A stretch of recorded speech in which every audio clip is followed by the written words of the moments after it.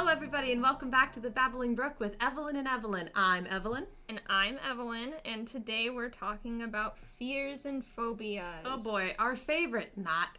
I mean, not my favorite. This is not my topic. This is Eveline's topic. This is my topic, because I'm very interested in the things that make us afraid.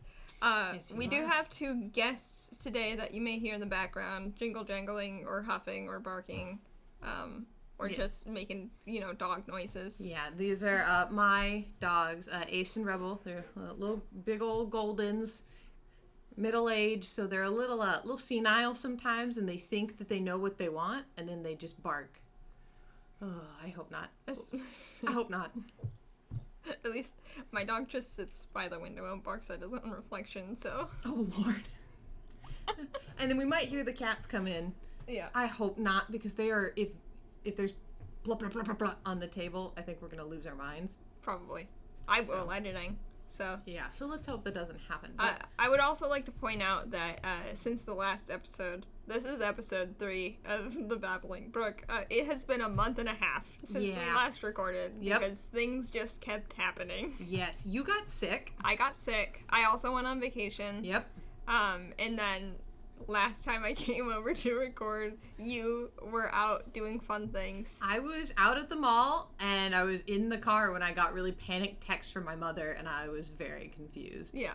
So let's maybe get into our topic of fears and phobias. So where do you want to start, Eveline? So I want to start with the definitions of the words according to the Merriam-Webster Dictionary. Oh boy, so scientific. Fear as a noun is defined as an unpleasant, often strong emotion caused by anticipation or awareness of danger. Okay, sounds right. And phobia is defined as an exaggerated, usually inexplicable and illogical fear of a particular object, class of objects, or situation.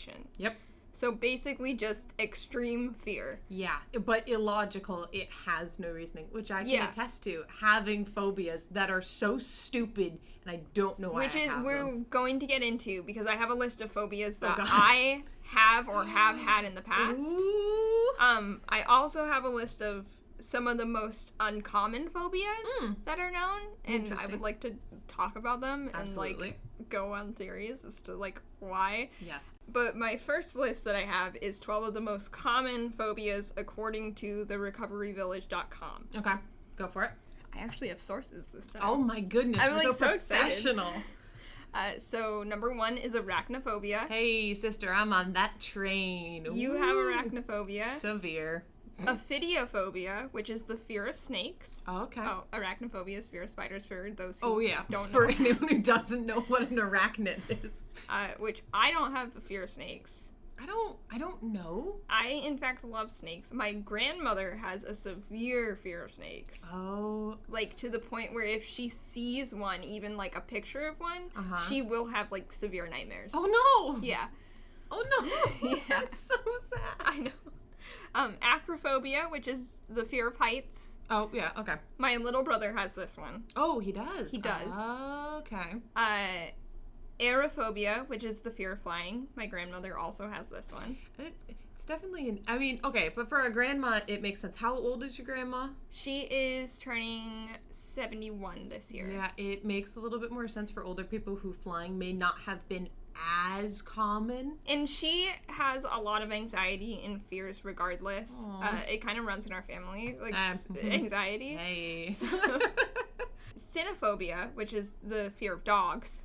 Oh, that fear is, it's understandable, but it's so weird. It is weird, and my grandmother also has this. Oh my goodness. Okay, my grandma is a very fearful, but it's very specific. She is so dogs that of people that she doesn't know.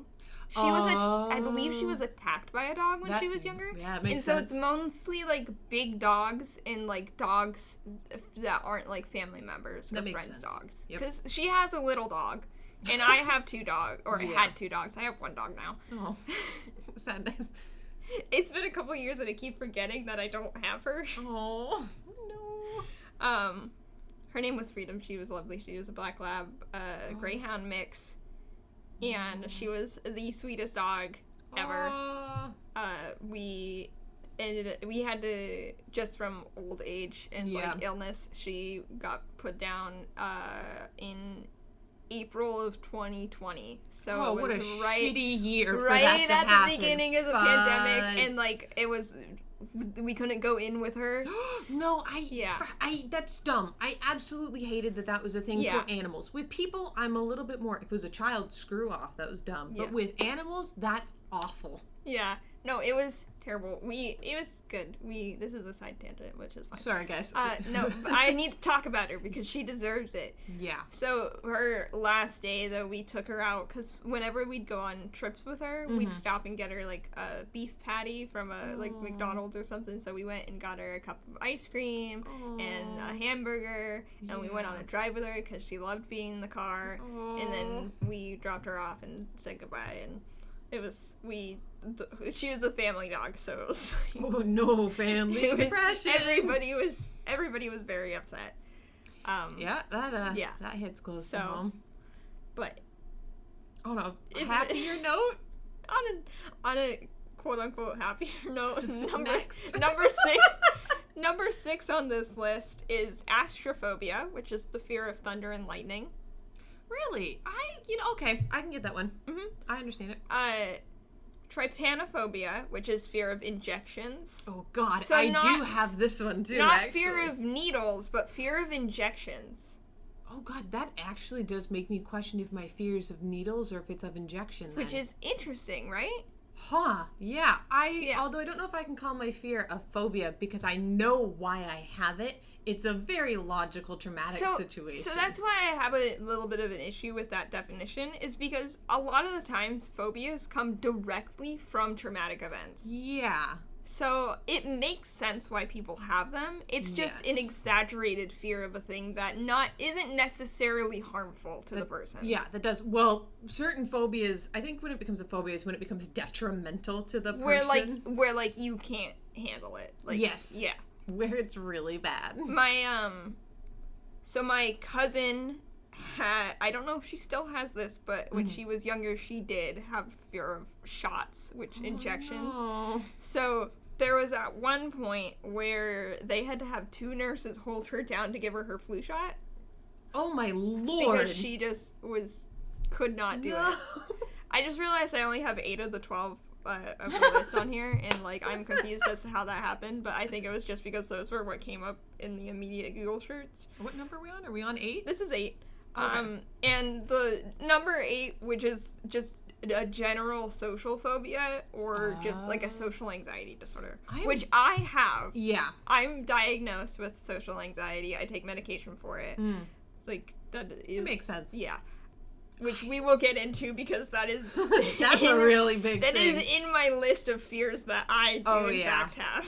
See, I can't say that it's a social anxiety because of one of my favorite hobbies is so stupidly opposite that, but I do have a fear of like public speaking, which is on one of these lists. Okay, also, I'm so surprised the fear of death.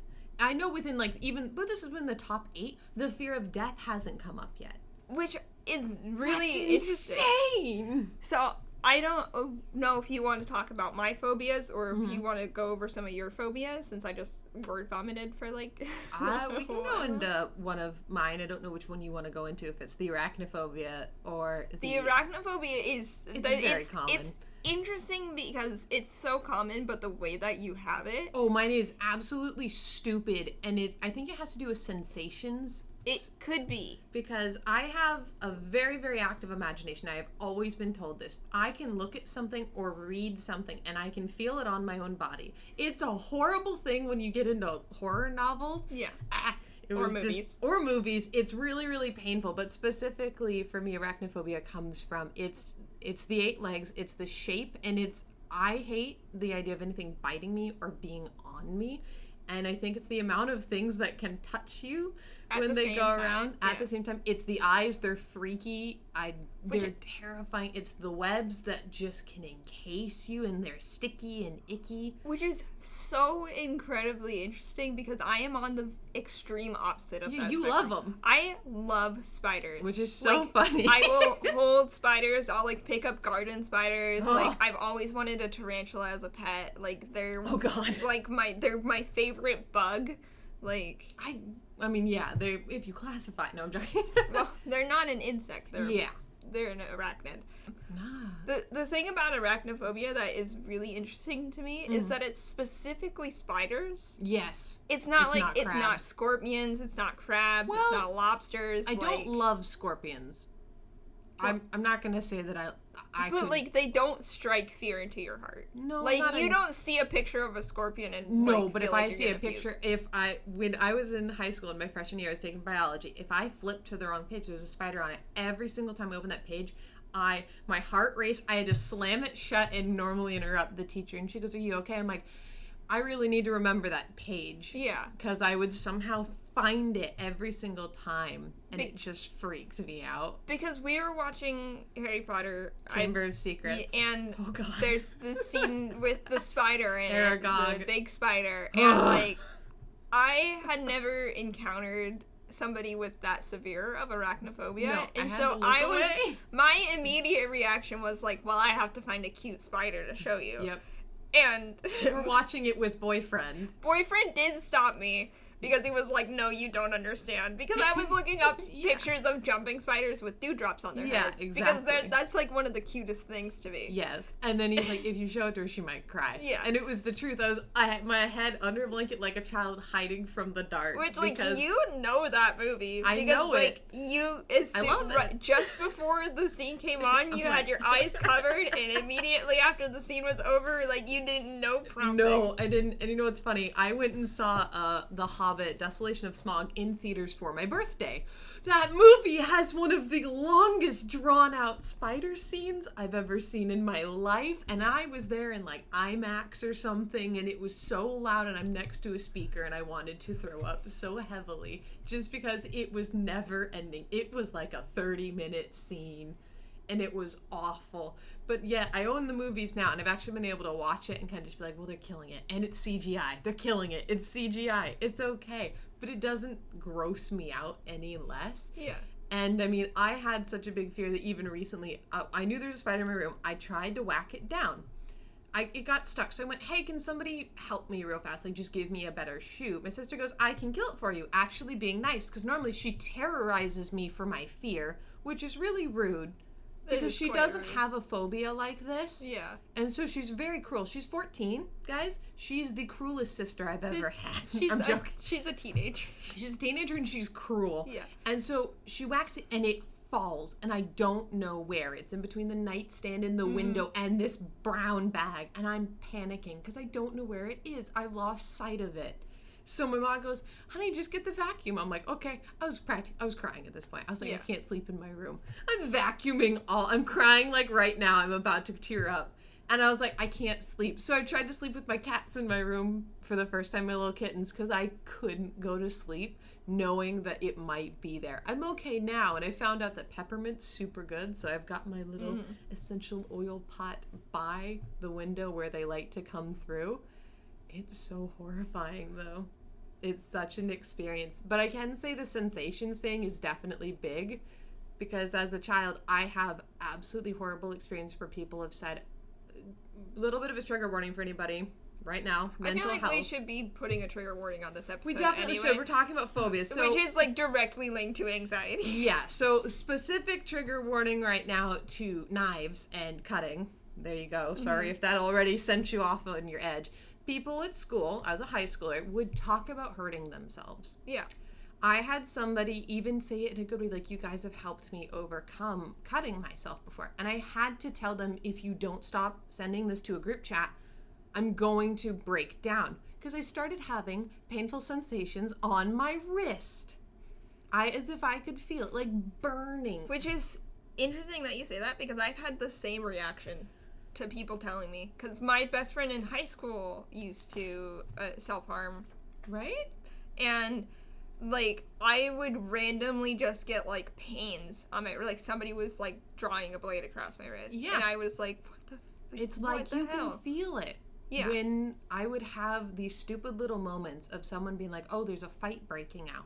And I could feel the bruises. Or I could feel in a movie when someone gets slashed across the calf. I can feel it on my own skin as if it happened. And I look and I'm like, there's nothing there. Kind of like the phantom bugs crawling up your legs. I look down and there's nothing there. But I know that I saw it in my head. And that's why I felt it. Yeah. And that's terrifying. Yeah. How brutal your own brain can be in anxiety. Yeah. Anxiety is... It's a piece of shit. It's a whole thing. It's a whole thing. So I've done mine. Let's go. What are you? I want to know some of yours. Okay. Come on. So mine are all like, I don't have any like fun phobias. I have like fun phobias? I'm not scared of spiders. I'm not scared of snakes. Like I'm scared of the ocean, which I should have looked up what that is called. But like it's not the ocean. I'm scared of what could be under the water. Like that's legit though. It's directly related to the fear of the dark. Yeah. Yep. Which is fear of the unknown. It's atrilophobia. Or nyctophobia. It goes by two different names. Okay. And it is an extreme or irrational fear of the night or darkness. Oh. According to glamour.com, it's estimated that 11% of the U.S. population has this fear. Wow. Isn't that crazy? Whoa, that's insane.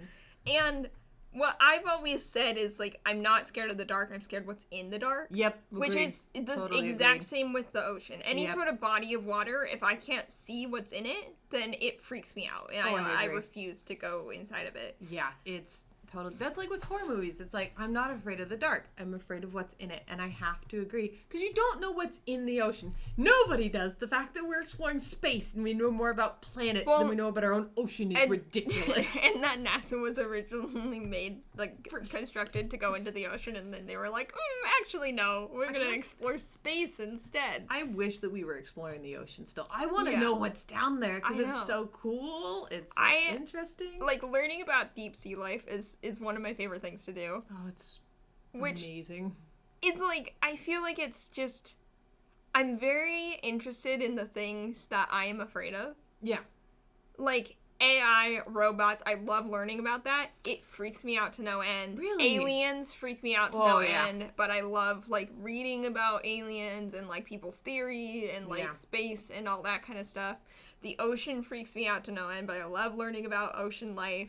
Ghosts freak me out to no end, but I absolutely love learning about paranormal experiences. I love the paranormal. Like, I love going to, like, quote-unquote haunted places and, like, all that kind of stuff. I'm glad that we are on the same side as that because I hate when people are like, I don't believe. But I can tell you, I just recently at Halloween had an experience with people who were skeptics. I am not a skeptic. I practice in spiritual ways and things.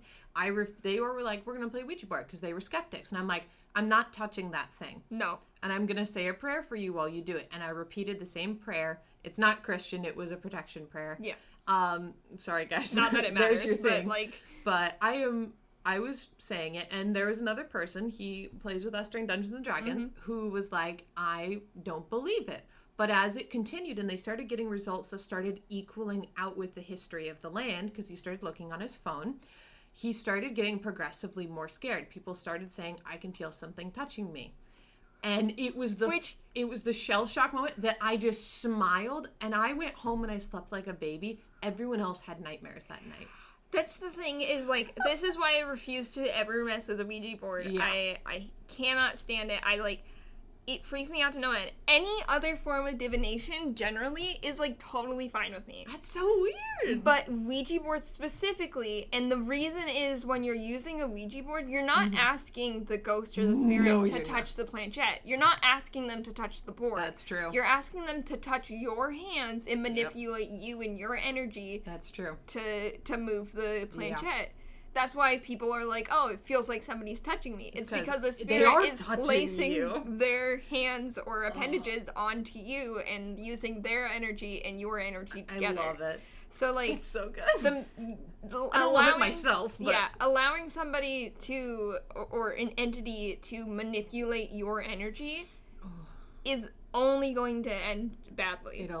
Always. It never ends well. Never good. No. Not to mention the, like, messed up origin of Ouija boards, which were originally talking boards. And it was a game, right? Yeah, because it's sold in Target. It was made as a game. The original, the Ouija board itself was marketed as a game originally by the one who made it. That's so funny. Later ended up killing himself off of the factory that he built to construct it, because he became so obsessed with the answers that he was getting with the board. That's how he made all of his business decisions, all of his life decisions, and everything. And, like, even his family were like, that board is what killed him. Like, that's so cool, though. Yeah. It's still so cool. So, like, which we could do a whole other podcast about that, because, like, that whole thing is insane. Back to fears and phobias, though. So, back to the fear of the dark. I did have this quote that I really liked the description of it. Mm-hmm. It was from CNN.com. Okay. And it states, quote, "Through evolutions, humans have developed a tendency to be scared of darkness. In the dark, our visual sense vanishes, and we are not able to detect who or what is around us. We rely on our visual system to help protect us from harm, and being scared of the dark is a prepared fear." So the fear of the dark is our body actively trying to keep us safe. It's just in certain people, it gets so extreme. Yeah. That, like... That makes sense. So it might be genetic, too, then. Like, obviously the fear can be learned. Yeah, well, it's ingrained in our system. Yeah. As human beings, at night, that is when we were the most vulnerable. Yep.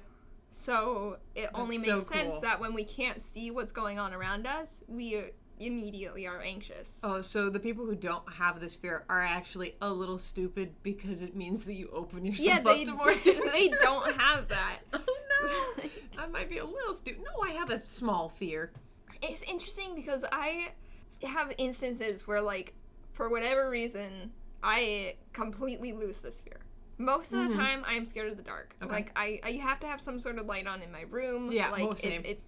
It's weird, but, like, I've been to, like, Fort Casey and stuff, where, like, you can go underground in the tunnels, and because the tunnels were built for the First and Second World War, there's, like, absolutely no light. Oh, it's so cool. In the one tunnel, I was determined to walk through it, and all of a sudden, I don't know what happened, I was completely calm, and I walked through the entire tunnel, just flashing my camera light, so I would only get glimpses of the tunnel the entire way through. And so cool. I would never do that. Like, I don't know what possessed me to be like, oh, I'm gonna do this, like, crazy white person thing that is what gets people killed in horror movies. Like, there's literally a scene in Saw where he's walking through his apartment in the dark, and none of the lights are working, so he uses the flash of his camera to look, and then he goes into a closet. Oh my god. And that's when, spoiler alert, Amanda, who is wearing the pig mask we find out in a later movie,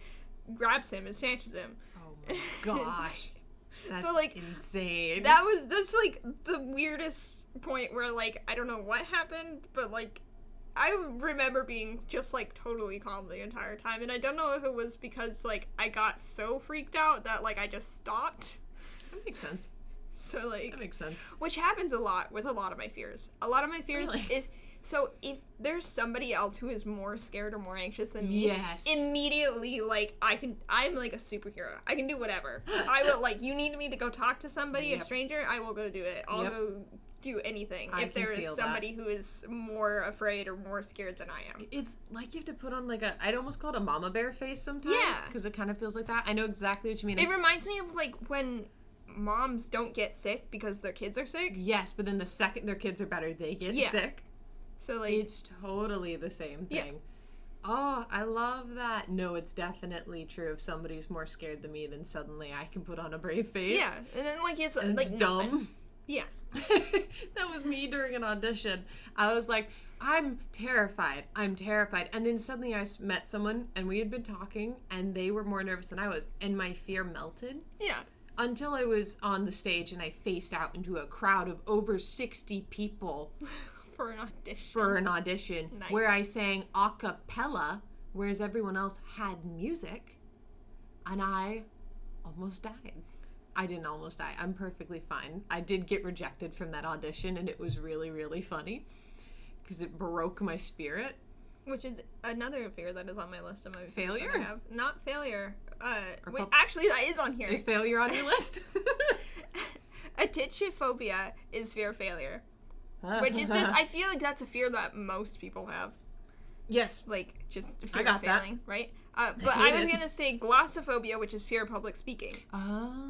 Which is it's sort of a different thing, right, than like singing on stage. But like, I don't know at this point because I can tell you as a fact. So I am an actress. I've been acting since I was in the first grade. Obviously, a lot of school plays and stuff. But ever since then, I've done like 2 or 3 small short films. I've done, obviously now we're doing the podcast, and then I do D&D. I'm trying to think if I've done anything else. Oh, I've hosted for big events and everything and had to give speeches before, and then public speaking for classes. Yeah. I don't know why I'm able to do it without fear. Which is super interesting, because whenever I'd have to public speak for any sort of class or whatever, it would get so bad that my knees would start shaking. Oh, like, no. Literally, my knees would be, like, hitting each other. Like, I was, like, trembling. Like, actually trembling. Like, I would avoid it at any cost to speak in front of a class. But on the flip side of that, like, I am doing this. Yep. I do YouTube. Yeah. Like, yeah. I've done theater, and I love being on stage. Oh, it's amazing. Like, I like we're gonna start doing short films. We are super excited. I'm absolutely stoked. Like, I've DM'd for D&D. Like, all of that stuff is, like, totally fine. It's almost like if it's in a creative sense. I think so. Then I can. But if I have to get up and just, like, give a speech. Yes. I can't do it. I swear to God, it has to do with not being yourself. Because I've had someone ask me for a fake TED Talk. Yeah. How can you go up and do it? They've seen me do speeches before. They've seen me for classes. I do notice, and I remember speaking so fast that I couldn't tell if I was intelligible. Mm-hmm. And I don't know, because no one ever told me otherwise afterwards. Normally that was because of a 2-minute limit. But I had someone ask me, how do you do it? How do you go on stage? I've been on stage in front of over 800 people before, and I was fine. I really think it boils down to it's not you. It's whatever character you're playing or whatever position you are. It's not you. Yeah. That doesn't translate to school, though. So I don't know how I was able to do school unless maybe it was me saying, this isn't you, this is you giving a speech, and somehow that split me. Separated yourself from it? Maybe? You keep giving me amazing segues. Oh, I love this. Love it. Because that happens, I believe that happens when I'm doing, like, things like this, because it's in a creative space. I'm doing something different, like, there's a point to it. It's not like I'm just, like, giving a speech on, like, World War I or whatever. Yeah. I also have this with my social anxiety. Oh. So agoraphobia is something that I don't have anymore. Okay. At one point, I was never diagnosed with it, but I do believe that I had it, because there was one point where, like, I couldn't get out of my car to go into a store. I couldn't, like, I would not leave my house. Like, it just because the thought of being around people or in a public space freaked me out so badly. Oh, no.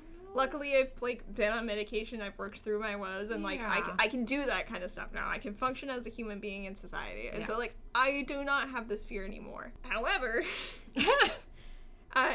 which also ties into, I also have anthropophobia on here, which is the fear of people, which is social anxiety disorder, and it's also known as sociophobia, or that makes sense. Social phobia, the fear of social gatherings, and that kind of stuff. When I would cosplay or be in costume for Halloween, handling people was like nothing. Love it. I went to 2 conventions where I dressed up as character. The first one I went as Harley Quinn. The second one I went as Taco from the Adventure Zone.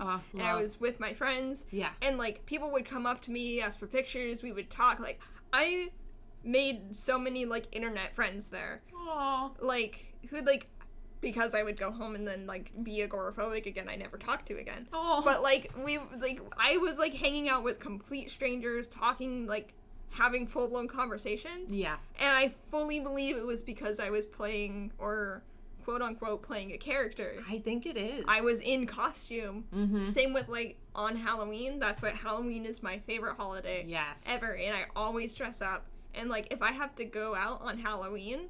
You feel powerful. It's incredible. Like, it's great. It's, like, I was, like... on cloud 9. Like, I was so excited that I was, like, doing this and, like, not having, like, a panic attack. Aww. The entire weekend that I was at that convention, no panic attack. I love that so much. I really think it does. I think that's why with actors, I don't know if you've ever had this happen because we both worked in theater. I've seen it a lot of times where people struggle to get into character. Yeah. But you hand them a prop or you put them in a single piece of their costume. Yeah. And they snap into it. And it's honestly infuriating sometimes because you just have to be like, you couldn't have done this before? I noticed that too. Like, a dress rehearsal was always significantly better than the regular rehearsal. I get pissed about it because I'm like, you should have been doing this from the start. I totally get it. I do too. Because, like, I'm the same way. Like, if just, like, reading a script, it's like... Sorry? Toes just cracked. Just a little bit. I said I was out working in the garden. Like, reading and learning my lines, I could memorize the lines, but, like, it was hard for me to, like, put the character inflection onto it. Yep. As soon as we started, like, getting our costumes and doing that and whatever, like, using props on stage, like, immediately, like, it's way easier. It's so different, and oh god, one back. Eveline had to run out of the room because her potatoes were done. I had potatoes in the oven before we left. Some potatoes. A little potato. Okay, where were we at? Social phobia. Social phobias, and how, like, when you're playing a character in costume, it's like crazy easy to do that sort of thing. It's completely different. It's gotta be like some sort of psychological thing. I'm sure a boyfriend was here, he would have something to say about it. He's studying psychology, isn't he? He is. You know what? And one of our players is also, he just took a psych class. I don't know how much he learned, though, because he texted me asking for help, despite the fact that's not my area of study. And I'm like, ooh, you should really reread your assignment and or text your professor. Not text. You know what I mean? I think it's really funny and interesting because boyfriend will, like, I'll say something about, like, my mental health, or, like, I'll be like, I don't know why this happens, but, like, and then I'll go off on a tangent, and he'll be like, well, it's probably this. And I'll be like, okay. It's probably this. And you're like, cool. Cool. Thanks, I guess. I have just a few more of my phobias. Okay. The one that I have that has been most significant, besides the social phobias in my life, is, I believe it's pronounced aphifophobia or hafeefophobia. There's a bunch of different spellings and names for it. Okay. But is the fear of being touched. Ooh, this would make sense. Yeah, Wikipedia states that aphifophobia or aphophobia is a rare specific phobia that involves the fear of touching or being touched, and it's often associated with the fear of sexual assault or agoraphobia or controltophobia. Which is interesting. I've always had this fear. I hate physical contact. I can't do it. It's a lot better now. Like, I'll hug people and stuff now. But, like, before, even if somebody's, like, if you're, like, handing change to, like, a grocery clerk or whatever, and they, like, touch your hand, I would get, like, physical chills, and I'd feel like I was, like, nauseous. Oh, no. Like, like, there was, again, certain situations where, like, this wasn't an issue. Like, at the convention when I was in costume, like, hugging people and, like, taking pictures, not a big deal. Concerts were always, like, my safe place where, like, I could be, like, smashed up against a bunch of people and, so like... weird. And, like, not like, for whatever reason, it was just didn't affect me. But, like, even, like, I had to, like, get used to being around my best friend in high school and, like, leaning, like, if we got, like, we're sitting on a bed and, like, watching something, like, leaning up next to her and stuff, but, like, it's very strange, but, like, I went to beauty school for about 4 months, and then I ended up dropping out, and that is one of the reasons why I did. Oh, that makes a lot of sense. Because as soon as they put me on the floor, the social anxiety just went out of the roof, because all of a sudden, instead of just working on mannequins, which I excelled at, I'm really, not to toot my own horn, really good at hairdressing. Yeah. I was top of the class for those, like, 3 or 4 months. Yeah. It was just actually talking and working with people. Aww. And it's such a delicate thing because people's hair is, like, their life, a lot of people. And then in the 4th month, we were going into, like, nail tech stuff. Oh. And so it was a lot of, like, working with hands and touching each other's hands. And I could not, that was the probably first and only time where I've, like, talked to a teacher about my fear and been like, I cannot do this. Because we were learning, I believe the first day she was teaching us how to do hand massages. Okay. And she brought me over as the first. Oh, no. And just, like, grabbed my hand. And I thought I was going to, like, break down right there, like, throw up. Like, it was horrible. And so I was like, I can't do this. And she was like, okay. And I think I was, like, about to cry when I was talking to her about it. She was like, don't worry about it. It's fine. Okay. Good. Not long after that, I left the school and dropped out. Oh. So. I'm definitely really sorry about that, because you are definitely very, very, from what I've seen alone. Yeah. You've definitely Which succeeded in it. I love it. I love cutting hair. I cut my brother's hair. And now I cut boyfriend's hair. What did you see? It wasn't that I saw something. I looked like a cat just now looking for a demon in the corner. I thought I heard the cat scratching under the door. Oh. Because Bear's up here. Yeah. He's lurking like a demon. Sorry. That's what cats do. Yeah, Cats are do. Basically tiny demons. They really are. But, like, I love it. And, like, I cut people that I know's hair, like, it's totally fine. But, like, it was just, like, cutting strangers' hair. I couldn't do it. And, like, washing their hair and, like, touching. It's a lot of hands. Hands are the biggest thing for me. Like, somebody touching my hands, or, like, me accidentally touching somebody's hands is, like, a huge thing. Oh, yeah.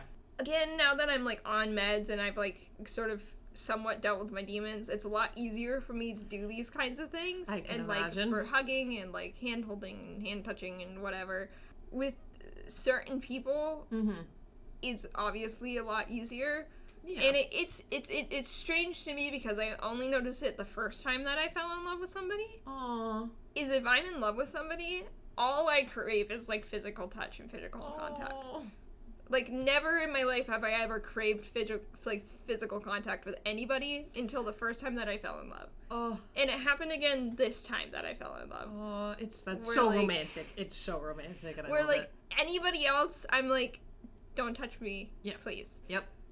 With, like, the person that I'm in love with, I'm like, if you don't hold my hand or cuddle me, I'm gonna cry. Oh my gosh, that's so funny. I know that it's definitely, because I wouldn't say I have a phobia, I'd say I have the fear of this. And it's at particular times with people. Yeah. Because I can be open, especially when people are hurting, and say, I'm here for you, what do you need?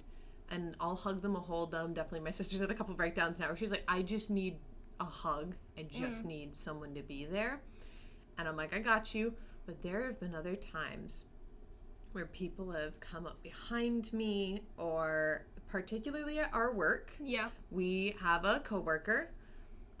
Let's call them Billy, because it's pretty big. Billy likes to come up and tap me. And I've known Billy for years. Every time Billy does it, it is such a visceral jolt and reaction. And you've seen it because we used to work in the same department for quite a while. My jolt is always severe. It's full body. And it gets close to arm throwing around or my head just going immediately and looking for the culprit. Yep. it's a very severe reaction. And they do it because they think it's funny. And in my head, I'm like, I'm going to eventually hit you and it's going to hurt and I'm going to get in trouble for it. Because that happens a lot. Mm-hmm. But I can tell you, I've also been pretty damn close to being sexually... I can't tell if it's harassment at work.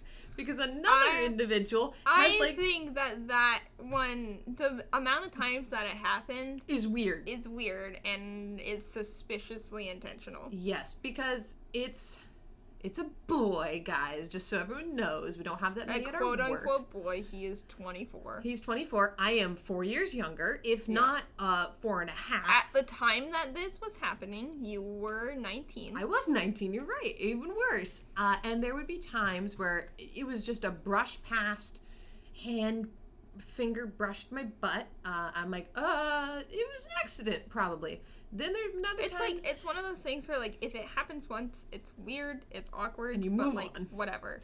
But when it happens multiple times in a row... It gets gross, especially because I have animals. Obviously, we talked about my dogs, and I have a lot of hair. I wear a lot of black clothing because I really, really like it. Yeah. And he's seen hair on, like, leggings, which are skin tight, and he's taken it off, even when it's on my thigh. Which I don't know who needs to hear this, because nobody should need to hear this. Do not touch people without their consent. Especially. I don't care who it is. I don't care if you, like, obviously, like, family members, like, boyfriends, girlfriends, significant others. Like, that's different. But, like, coworkers, nope. Strangers, like, don't do that. Do not touch people without their consent. No. And one, because it's rude. Yes. Two, because you don't know if they have some sort of, like, anxiety around it. Like, no. I had that. Yeah. Where, like, it was like... Don't touch me. Dude, one time a girl at Warped Tour came up and just, like, stuck her hand in my hair. I whipped around so fast, I thought I was gonna deck this girl in the face. Oh, my God. She was like, your hair is so fluffy. And, like, don't I didn't know this girl. Her friend looked super embarrassed. And I was like, why would you do that? Why? It makes no sense. Don't touch people. No, you have to ask. You always have to ask. And actually, it's still happening, and I've kind of just been like, I've been trying to be like, hey, it's all right. I'm already furry. It's not worth it. Me trying to be like, don't touch me, because also, there's too much hair on my body. It will never be gone. On my clothes alone.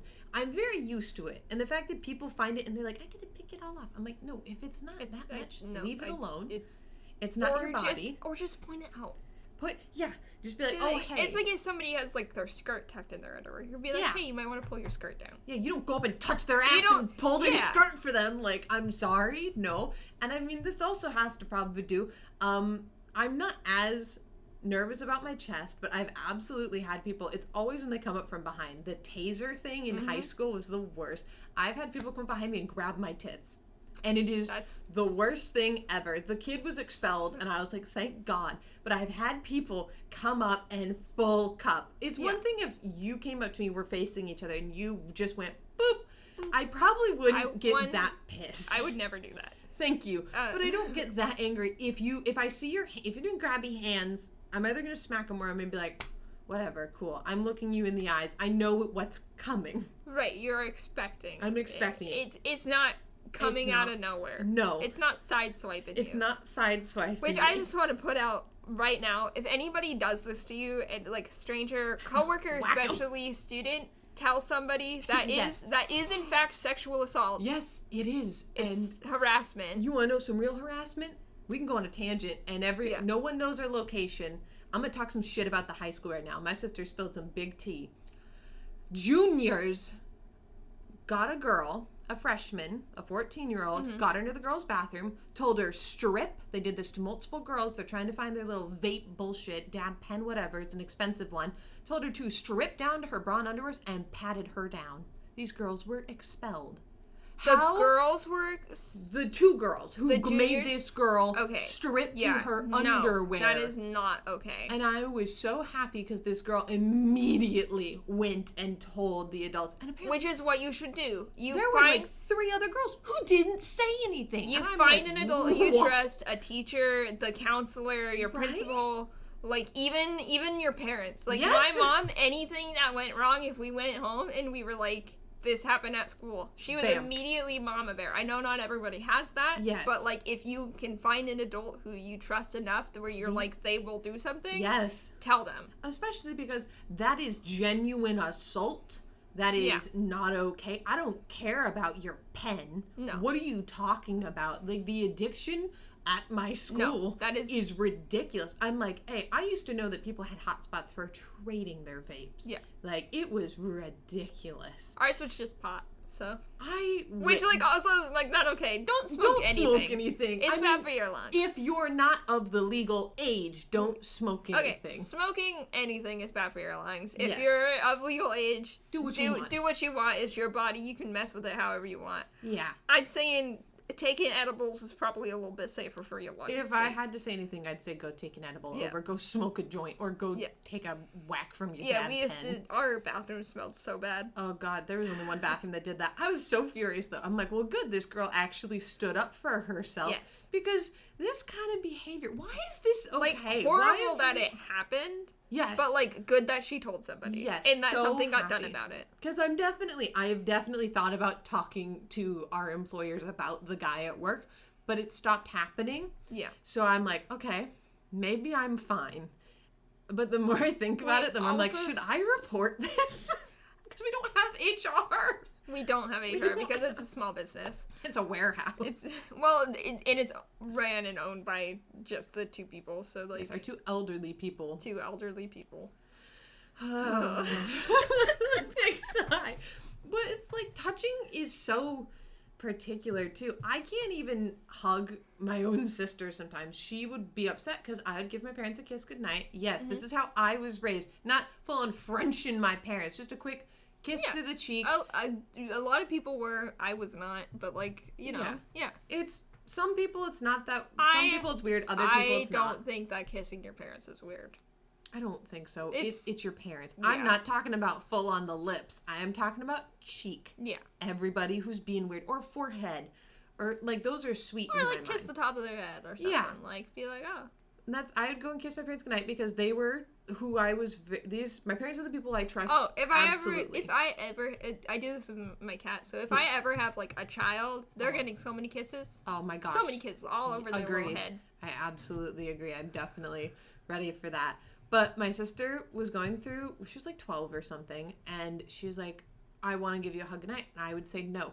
And she'd get really, really upset because I would genuinely cringe away and be like, do not touch me. And I'd start getting angry because she'd still come forward. And I'm like, you cannot touch me right now. It's like overwhelming. And so many people don't experience it that like where they're just like totally comfortable with like having physical contact with like another human being that like they don't understand. Nope. Which I feel like it's a lot of like anxieties and phobias and stuff. It's because people don't understand. That's why they're like, oh, that's dumb. Why?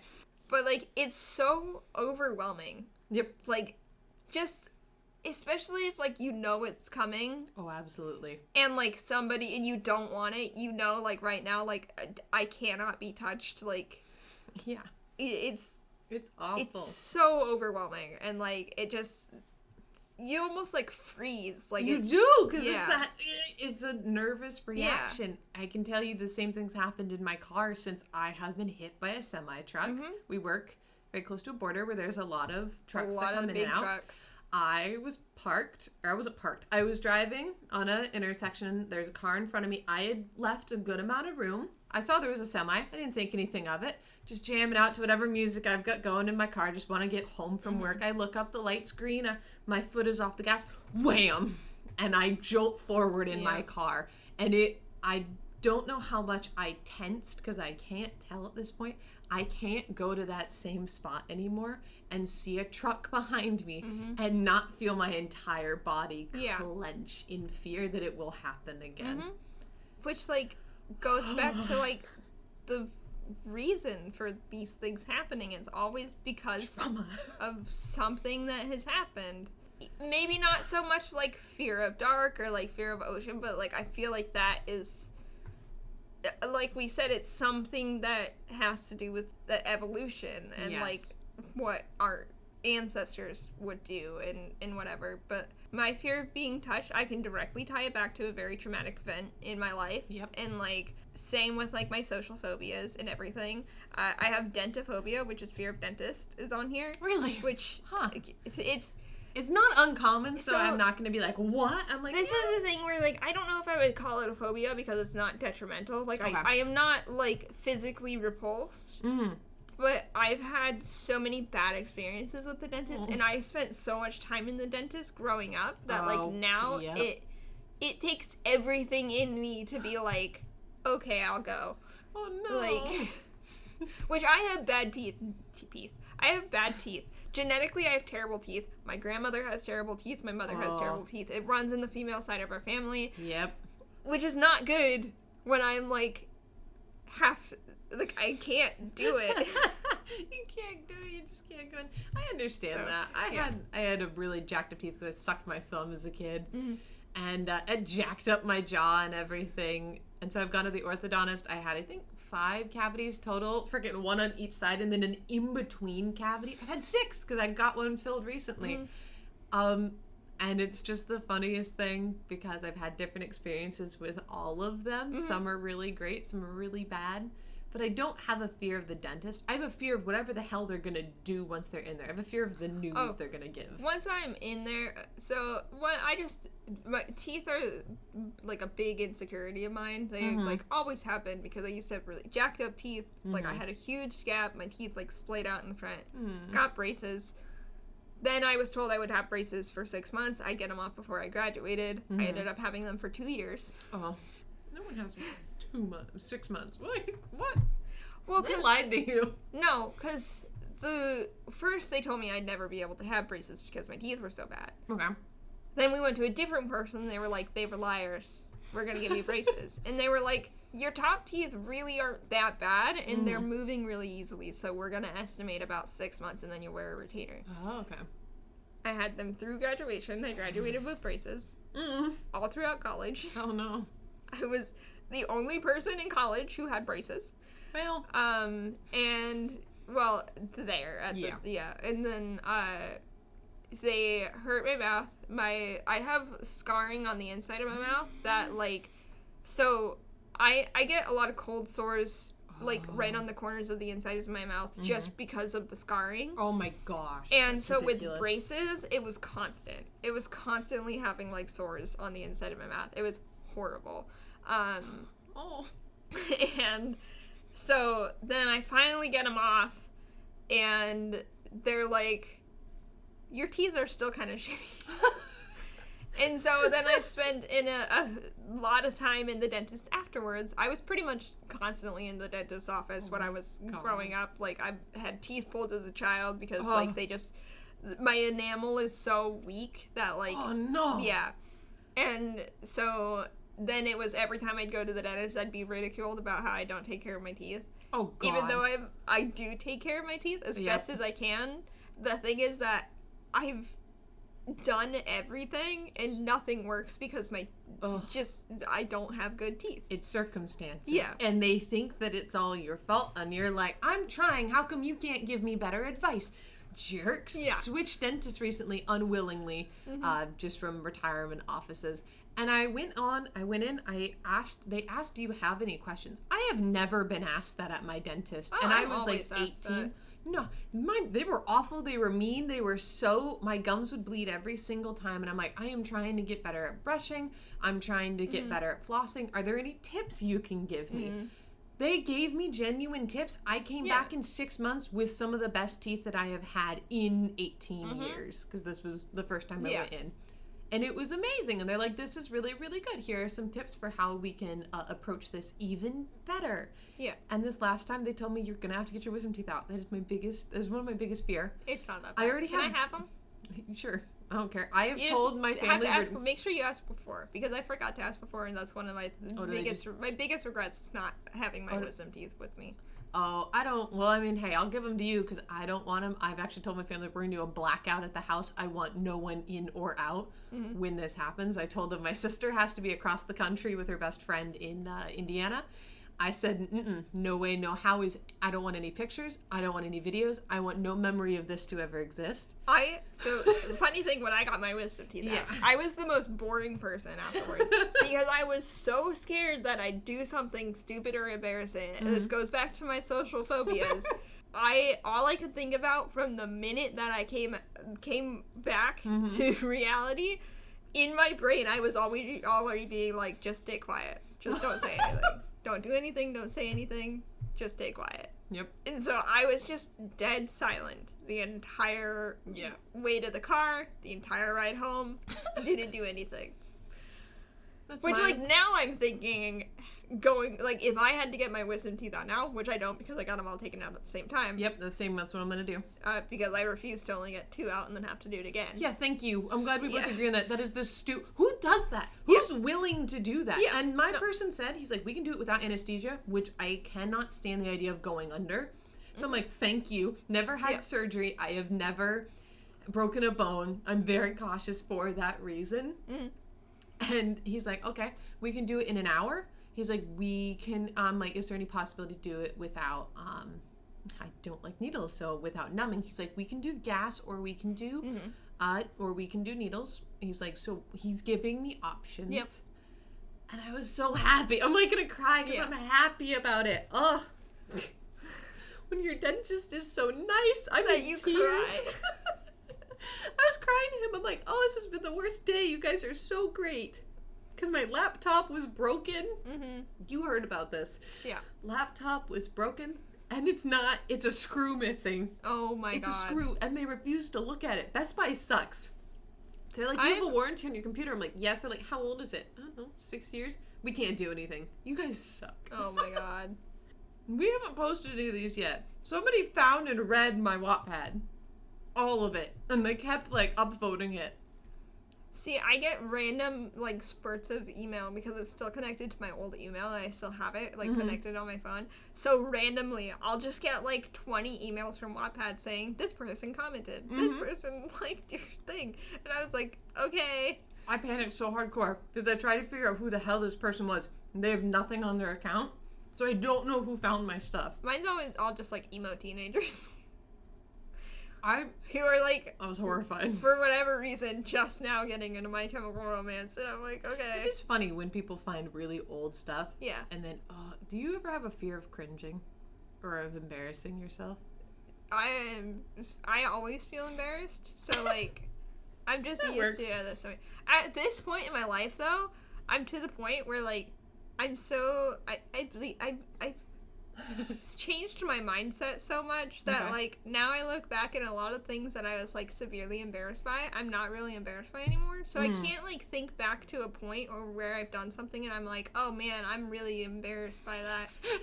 I can look at things subjectively and be like, I can see why people would think that was embarrassing. Oh yeah, I don't really.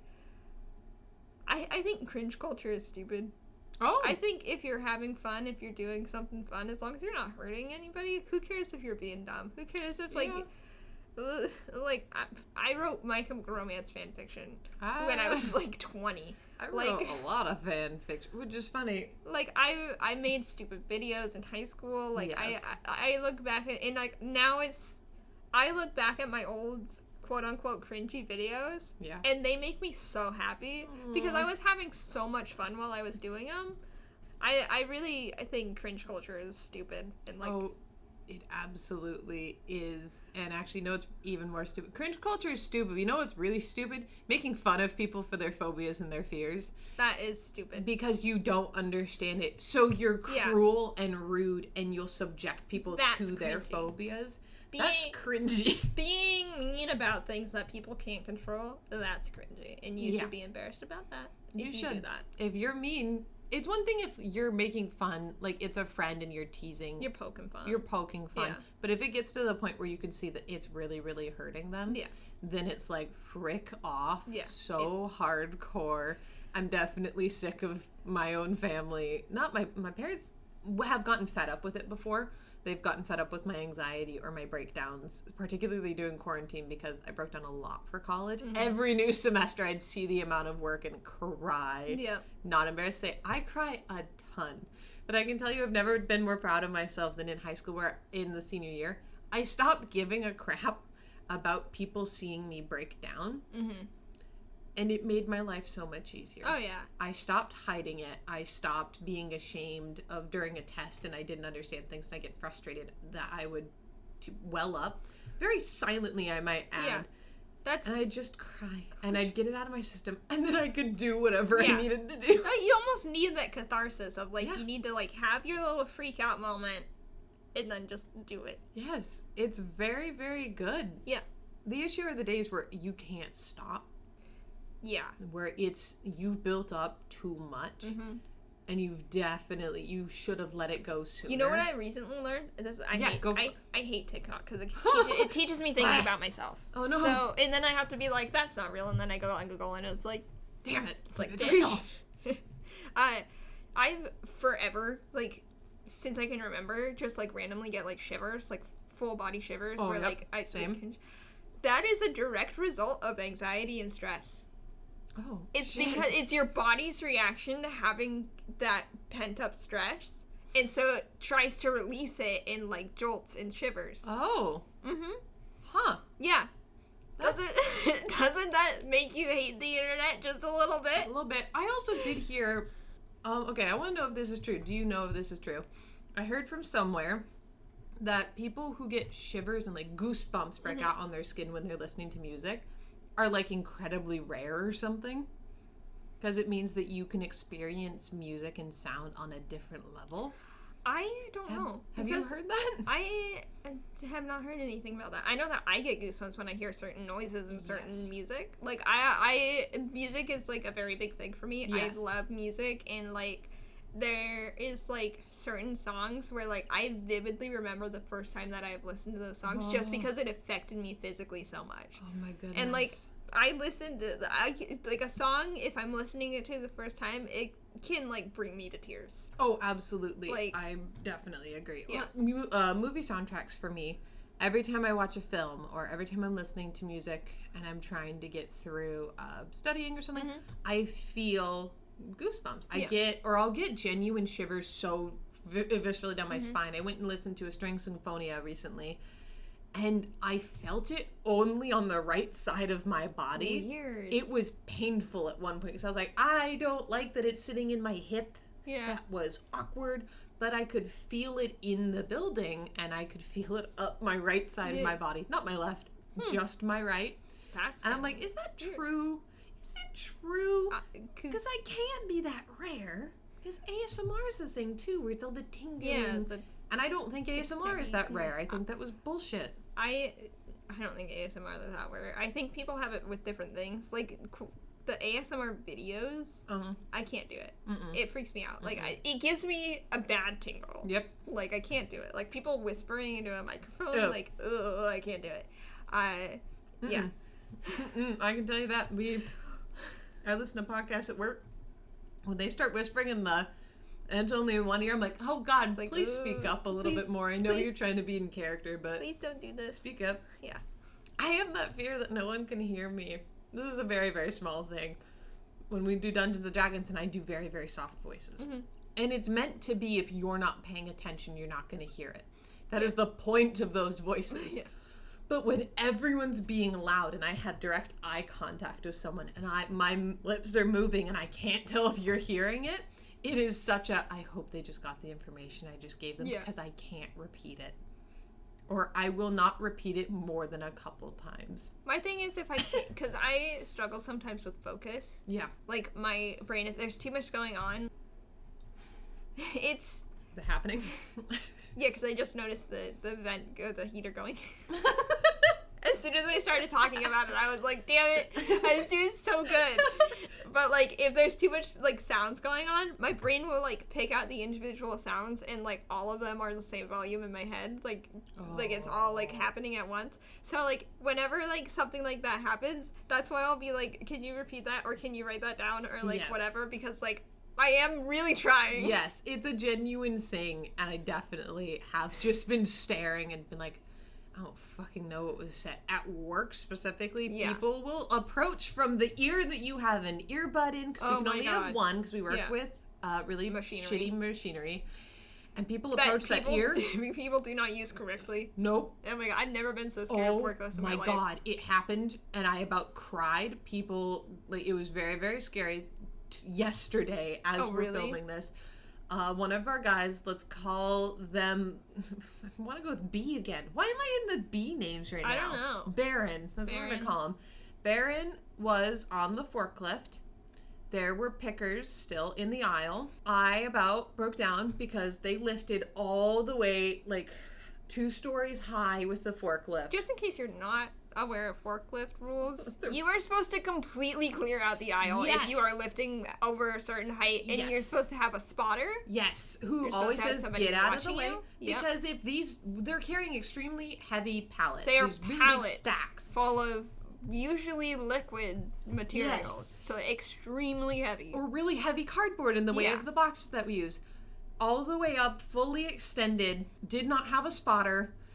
Picker was directly underneath. And we also have that rule for both behind and in front, because if it hits wrong, everything can come crashing. Push the shelf, it can push the pallet in front of it. Yep. It has happened before. Yep. Luckily, nobody ever got hurt by it. No, but there's a crack in the concrete floor of the warehouse that proves that it's happened. It has happened. It's happened while I was there. I just watched and I was like, I'm like, I can't. I was frozen. And then it's the way. So I think I know who you're talking about. Yeah, you do. And the way he drives the forklift, and he'll drive with headphones in sometimes. Yep. That's even more scary. Which you're not supposed to have headphones in if the forklift is in the warehouse. Yep. You're supposed to take the headphones out because we have a warehouse where the forklift is in mainly. Yeah. And if you go into that warehouse, you're supposed to have your headphones out. That way you can hear and know what's going on. Yep, just in case. Because forklifts are scary. They kill people. Yeah. Fairly often they kill people. They're not toys.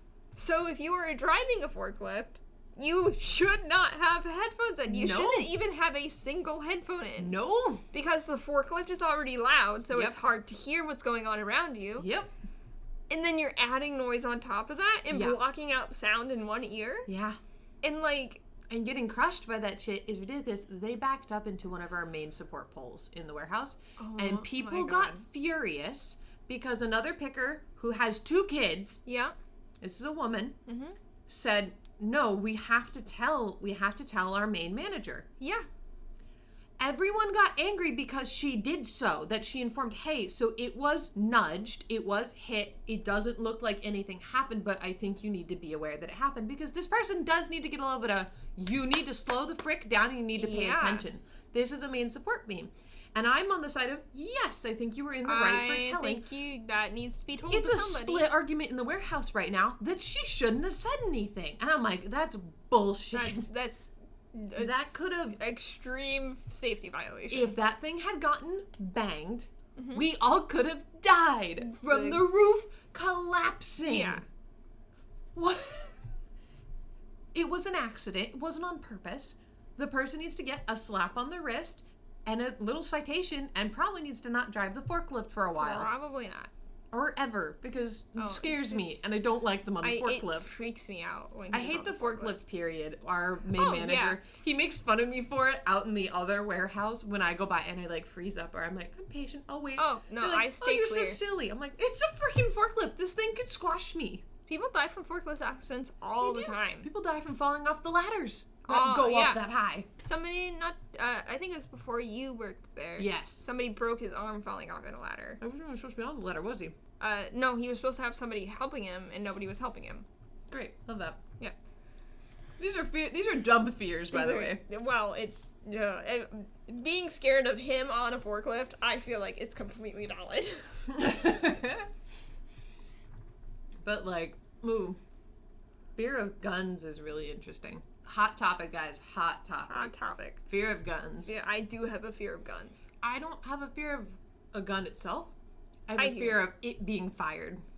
I have that, and then, like, if somebody were to hand me a gun, I would refuse to hold it. Because I don't know why, but, like, it's the same reaction as when, like, somebody hands me, like, a newborn baby. I just, like, freeze up, and I'm like, if I move, something's gonna go wrong. Like... Good to know. Yeah. In the zombie apocalypse, don't give Eveline a gun. Don't give Eveline a gun. Give me a machete. Give me a crossbow. I don't care. Wait. You'll take a crossbow, but you won't take a gun. I bought myself a crossbow. Oh, okay. What if you were trained in guns? If I was trained in guns, that would be like, if I was trained in guns, then I'd have to have an interest in guns, right? In order to be trained. Probably. So, like, you know, that I feel like would be different. If you were trained in babies. If I was trained in babies. Know how to fire a baby. If I knew how to fire a baby. Safely. Have you ever heard about the baby bazooka? No. Isn't that just a vagina? Yeah, kind of, because they do go out in the forest. I had a joke in high school that so God, obviously, he didn't like bang the Virgin Mary. That's like forsaken. But so in my head I went, so what do you do? Because I asked one of the Christian friends, and I'm like, what do you do? Shoot her with the baby bazooka? Bam, you pregnant. Bam, you pregnant. What is he gonna do now? Shoot me with the baby bazooka? I haven't had sex. I made fun of them so hard for that. Mostly because they're like, no, it's sacred. I'm like, I'm not saying it's not sacred. I'm saying, how the hell did that baby get in there? I don't doubt that Jesus was alive. I think Jesus was a real person. Jesus was documented as a real person. He's a real person. I will never doubt that. Mary was not a virgin. I have to question so much of that. I'm like, yeah, so I nickname the baby bazooka for when people say I don't know how I got pregnant. I'm like, you don't know? Baby bazooka. It must have been God. God shot that baby bazooka. Isn't that a funny concept though, the baby bazooka? It is really funny, but all I can picture now, I'm thinking that a penis is also a baby bazooka because it does it shoots things that become babies very quickly. And some people have a better fire than others. That's true. It's just a gun. Vaginas are also a baby bazooka because if you've never seen a baby come out of a vagina, it is the most terrifying thing. It shoots out of there so fast. Yeah, it does. They have to catch it like a freaking football. It is. You have to be prepared.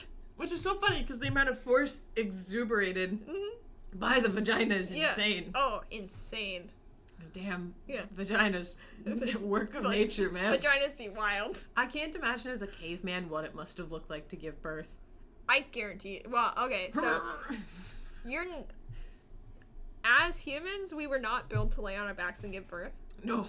That was a very, like, it dates back to I believe a king or a nobleman or something who was really into watching women give birth, and so he wanted them laying on their backs with their, like, whole stuff exposed, giving birth to the baby.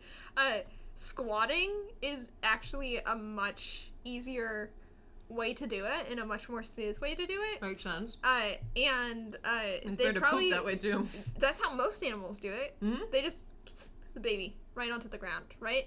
So like it used to be that babies would just be like either caught by a midwife or like into a little basket or whatever. Like everything would just come out like an elephant baby, you know? Boof.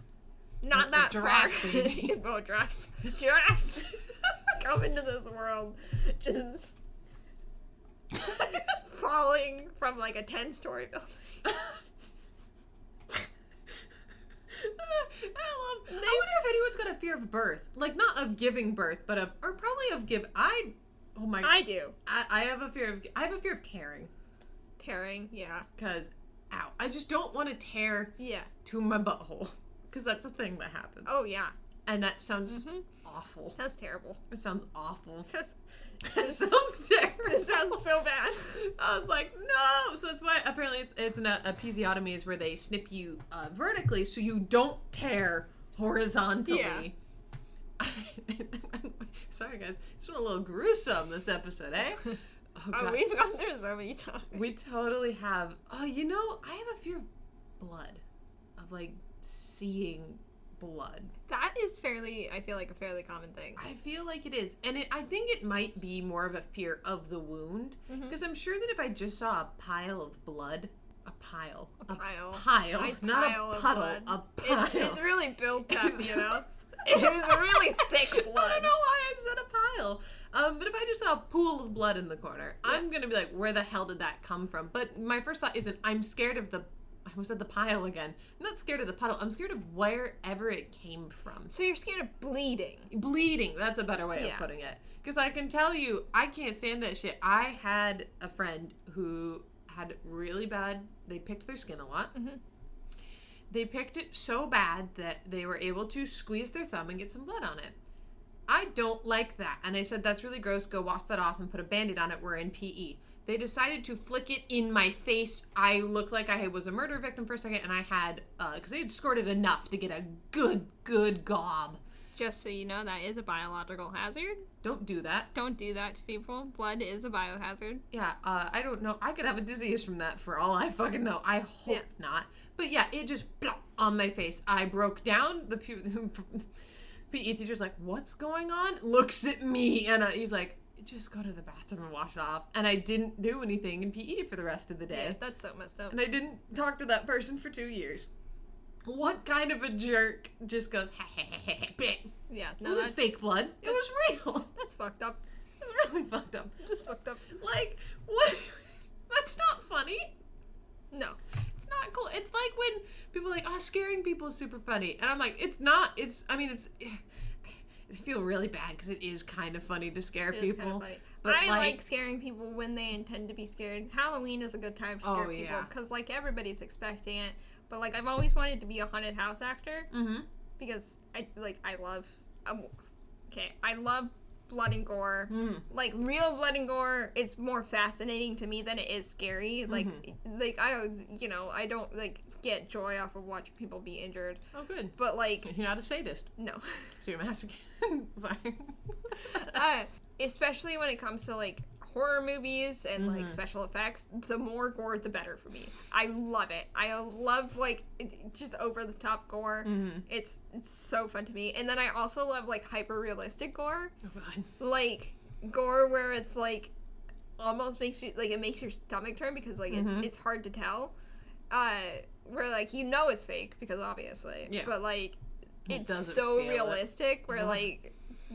That's probably one of my favorite times. I'm so, like, desensitized to, like, gore in movies that, like, it takes a lot for me to, like, get nauseous when it comes to that kind of stuff. So whenever it happens, I, like, want to, like, clap and cheer. Yeah, I'm like, you're wow, happy. I'm like, good job, guys. You're so happy. Like, I must have been unsensitized or something within the pandemic because something happened. I don't love it, but I was getting into horror movies and I was starting to enjoy them a little bit more, and gore wasn't as kickback to me. Somewhere within the past 2 years, it's all reversed, and I am now more sensitive than I have ever been before. That's wild. Because you saw it. We went and saw I think we brought it up on here before. Oh, yeah. We went and saw Suicide Squad. I thought you were going to, like, throw up. I thought I was too. Which, by the way, I don't know why the part that almost got me was not realistic looking at all. No. It was so CGI and so fake. Yeah. It was awful, but it was the thing that made me gag. And then I went and saw Kingsman Secret Service. Not Secret Service, just Kingsman. Secret Service was the first one. I went and saw the, Secret Service. Is there something about that? I just like alliteration. Jinx! Woo! That's so funny. But went and saw it with my papa, and... I reacted to every punch, every hit, every kick, every gunshot like I was a newborn. It was so strange. There's a very, very particular scene with the character named Rasputin. I was clutching my dad like I was gonna die. I was so nervous. I had to look away. I kept saying, ew. So glad we were in a really small theater with, like, maybe 10 other people because I looked crazy. I hated it. I was like, everything about this is getting me the wrong way and I don't like it and I don't want him to be here. Get him out. Shoot. Die. Just go already. I don't want you here. I just couldn't do it. I was so angry. And then they had this really stupid twist in there. I won't talk about the movie too much, but I was angry because they kept showing the villain, but they didn't show his face. And then when they finally showed his face, I was like, fuck you, this is dumb. This is a dumb twist. Dumb. It wasn't like a haha, this feels like a really good twist ending. It was like, that was dumb. Come on, that was stupid. Shut up. It wasn't good. Never had that visceral of a reaction to the ending. Yeah. To a mystery being revealed, kind of like you've DM'd before for a Halloween thing. I did not have a that was so dumb reaction. Yeah. I was like, oh, come on. Fuck. Yeah. Eve. There we go. Eve. Sounds like saying Eve. Eve.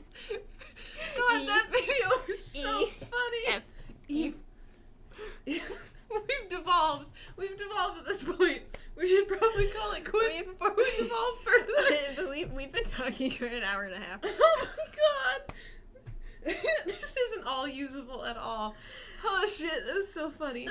But no, the reaction was ridiculous, and I don't know why certain things I will get affected by more in films than others. I've thrown books before. Like, dumb, stupid. It's usually when like something is so good and then like one thing just like ruins it, and I am so done. I don't want to see this anymore. I about screamed at the end of Maze Runner Scorched Trials. I did, actually. I think I was watching it at home and I went, excuse me? Like, I got pissed. And then my mom watched it. She's like, that was fucking dumb. I'm like, good. Glad we both agree. That was stupid. And she's stupid, like a very particular person. We're like, that's dumb. We're just like being children about it. Because I was like, no, I'm not happy. I'm angry. Mm-hmm. Or have you ever watched a romance and you're like, this is awful. This is trash. Get out of here. All the time.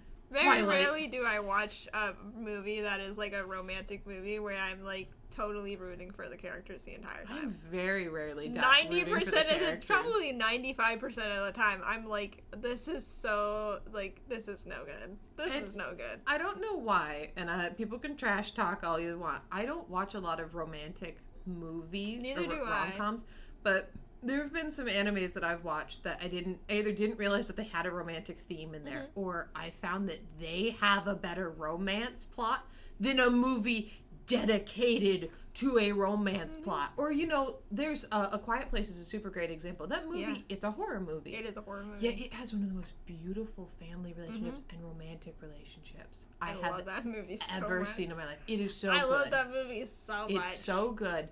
Why is that? Why is it that sometimes the action movies or the war movies have better romance plots? It's because they're written realistically.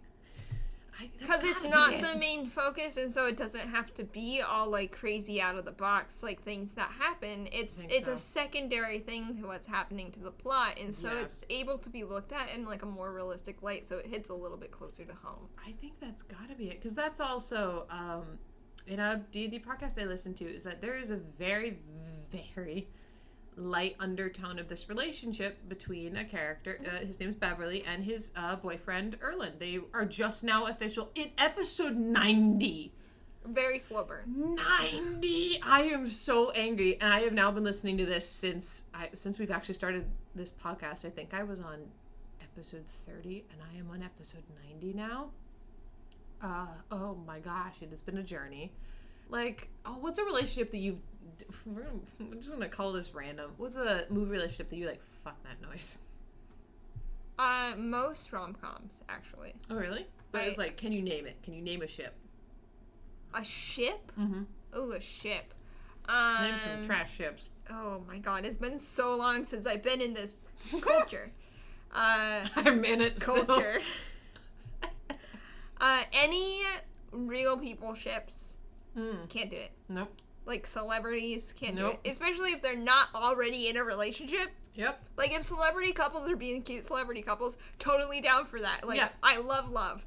But like when people are like, which I'm totally guilty of this, right? Because like I was a teenager, I was hormonal, like I wrote fan fiction about like bands and shit that I was into.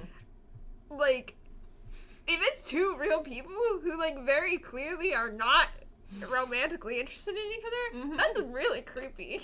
Yeah, this is really fucked up. Rey and Kylo Ren is one that is like fictional. Noise. I can't do it. I can't do it. I don't know. It didn't feel earned at all. No. Well, they did it for fan service because there was a huge amount of people who were like, "Oh, they're in love," and it's like, no. Like, I was angry. It was so forced, and it was so like, not everything has to be romantic. No. Why can't it would have been more paid off if it was platonic? I just recently listened to an episode of Morbid, a true crime podcast. If you're into true crime and ghosty, spooky stuff, please go listen to it because that is my favorite podcast of all time. And I listened to it, every day at work. Mm-hmm. But I was listening to the Angel of the Swamp one, and it's about a real woman who obviously is true crime. But after she passed away, and like there was a bunch of like interviews of people who had known her and childhood friends, and a lot of people questioned if there was a relationship that she had with a male figure in her life who they had grown up together, and were very close to each other, and he's the one who sort of like took care of everything and made sure her story was told after she died and passed, and made sure she had a proper burial and like wasn't harassed and everything. It's a very interesting story, and like if you want to learn about it, please go listen to that episode and like do your own research, because it's a real story about a real woman. This really did happen. I believe it's from the 1930s is around when this happened. But a lot of people questioned if they had been in a romantic relationship, and another person who they knew, who was the sheriff, I believe, or I believe he was the sheriff. He ended up being the sheriff, and so he was consulted by this male friend after she had passed, and like whatever. It's a very sweet tale. And he was quoted as saying, he was quoted saying, "They were just good buddies. Haven't you ever had a buddy before?" And like, it's so true to life. Like, not everything has to be romantic. Nope. Like, just because there's two people who are very close, like, you can be soulmates and not be romantic. Thank you. I have said this before. I quoted it in a final project of mine because I wrote an entire play about some soulmates that were not romantic. Yeah. And I am pissed that people thought that was weird. Like, I'm like, no. Like, so many people have best friends. Yes. That's not weird. You can be so close to somebody and so like reliant and emotional with them and stuff and not be romantic. Like, not everything that is emotionally driven has to be romantically driven. No. Yeah, Rey and Kylo Ren, it did not feel earned for me. If I was going to ship anything, it was going to be Finn. Because he was the only one that I thought she reached that connection with. I prefer... But even then... Yeah. I was like... I prefer Finn and Poe. Thank you. I also was like, wait a second. Wait, because they also had that connection. They did. Yeah. It was... And then I also feel like at some point they tried to be like Poe and Rey, and I'm like... Yeah, it was weird. Stop. I feel like they kept trying to, like... I feel like it was going to be a harem at one point. Yeah, they kept trying to be like, oh, are they or aren't they? With like everybody and with Rey, and it's like, no, she was such a strong female character. She didn't need no man. She didn't, and then she needed a man. And then like, they forced her to have a man. Why is that with female badasses too? They're like, oh, they always need to give them, yeah. And I'm like, I'm fine with her being single. I would also occasionally like to be like have her have an interest, but that doesn't make her who she is. Yeah. It's like the Bechdel test, right? Yes. They're the Bechdel test. Yes. Yeah. That's not what it is. No. That's not what I want to see, at least. I'm trying to think of, actually, this would probably make you mad. I did not love the main ship in, what was the movie? Fuck. Your favorite vampire movie. Oh, The Lost Boys. Lost Boys. I did not like Star. Was it Star you or didn't Stella? Like Star. I love Star as a character. Yes. I do think David and Michael They had more chemistry. It could have been such an interesting relationship. It should have. It already felt like an interesting relationship. Because with her, I was like, I'm not getting... What? Where did the chemistry come from? Other than just the alluringness of being what she is. Yeah. It feels almost like, to me, it was like, I have a whole bunch of theories on The Lost Boys. We will do an episode on The Lost Boys eventually. I do need to, I'm going to have probably a 10-page thesis on The Lost Boys by the time that we do that, so it's going to be a while. But, it's almost like she wanted to use him, or like somebody else was trying to get this relationship to happen. Yeah. That's sort of how I feel like That's what it felt like. Lost Boys was written by a gay man, a closeted gay man at the time, and directed by a closeted gay man at the time. So there are a lot of like homosexual undertones. Oh, absolutely. Which is why it feels that way. Like every scene with David and Michael feels like they should have like some sort of like angry kiss or something. Yes, like, it was like, ooh, hey, okay. Ooh, can you Yeah. Like, lean into it. Obviously, the movie is from the 80s. At the time, that was not big okay. Controversy to be gay. I am so like. I'm horrible with. I see the gay ships. I am okay. So I will absolutely say I don't know if I can be classified as it anymore, but I was for a very long time a fujoshi. It means rotten in Japan. We are people who will ship men always. We will always find the gay ship. I very much had this problem because it's almost like you're it's bad. I'm not glorifying. What's it called? No. I can't think of the word right now. Can you describe what it is? Like when you're it's hard. I'm so bad. I lose words. Yes. Just your pained face. Not romanticizing. Yeah, no. Maybe romanticizing? Maybe. It's I don't want to be in there. I want there's a great anime called Kiss Him Not Me, and she talks about it. I don't want to be in his arms. I want him to be in his arms. And I absolutely support they have the two couples, and I absolutely the entire time agreed with her. And I'm like, no, get out of there. Get out of there. Yes, the boys. And I'm like, oh shit, I am a problem. I am part of the problem. Because I did the exact same thing as the main character. Because I was like, I love this. I love this so much. And I see it in everything. And now there's times where I can't tell. And I can tell you, I about broke down because I was watching one of my shows and I constantly was like, ooh, it was two angels, two fallen angels. They had this really strong connection. They lived together. They took care of each other. They were brothers. Oh. They didn't say it in the first season, but then the second season comes around. He's like, I got my memories back. He was my brother. It's why he took the fall for me originally. I was like, oh no, I was disgusted by myself. But I was also like, but they didn't tell me. They didn't tell me within the first season. So, oh no. And I was upset and angry because they were brothers. And now actually he's taking care of his brother's long lost kid who had a kid with a vampire. And I was like, oh no, this is really sad. And he misses him and he keeps trying to bring him back from the dead. And it makes me almost cry because I'm like, that's sad because he can't die because he's immortal, but his brother wasn't. And I was still pissed that they were brothers. Yeah. So I was like, no. It's like when Luke and Leia find out that they're brother and sister. That was gross because I absolutely shipped Luke with Leia more than I shipped Han with Leia. Sorry for Star Wars fans. I do like Han and Leia, but Han was a pig. Han Solo is my favorite character in Star Wars. He's a little bit... He's a space pirate. It does make sense. It makes sense for who he is. He's a space pirate and he does not hide it. Ever. Never.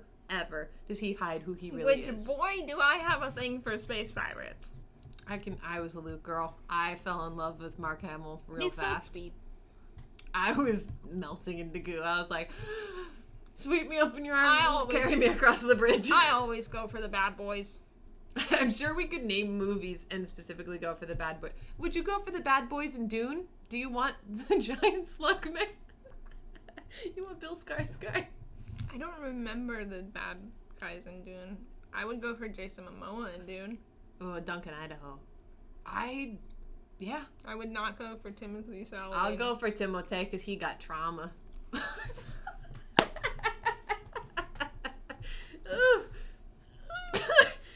I like him broken, apparently. We love Jesus the boys Christ. with trauma.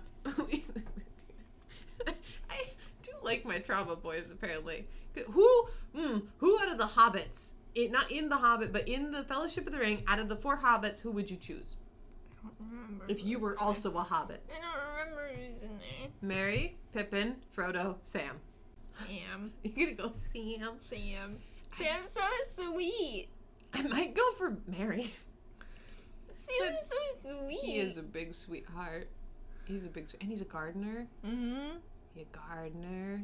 I love some plants. Oh? Yeah. That's not a joke. I'm really into herbology.